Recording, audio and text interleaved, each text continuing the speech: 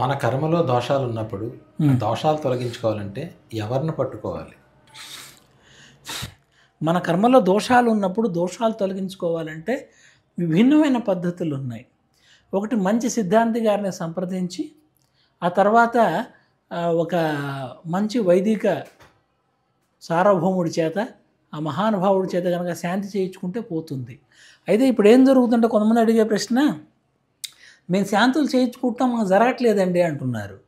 దీనికి కారణం ఏంటంటే ఆ మనిషి ఏ పురోహితుడు అయితే మీకు చేస్తాడో అతను ఆ మంత్రంలో గనక అక్షర లక్షలు కోట్లు జపించి అతను గనక సిద్ధి పొంది ఉంటే అతను చేస్తే మీకు ఫలిస్తుంది. అలాంటి వాళ్ళు ఈ రోజులో తక్కువే, కానీ అట్లాగని అసలు లేరని నేను అంటలేదు. అలాంటి వాళ్ళు కూడా ఉంటారు. అటువంటి మహానుభావుల్ని ఎవరికి వాళ్ళు వెతుక్కోవాల్సిందే. నేను సజెస్ట్ చేయలేను, ఎందుకనంటే అది మా పని కాదు. అందులో వచ్చేటువంటి ఏదో పావలా బేడాకి కాసులకు కకృతిపడి ఆ బ్రోకర్ పనులు నేను చేయలేదు, చేయను.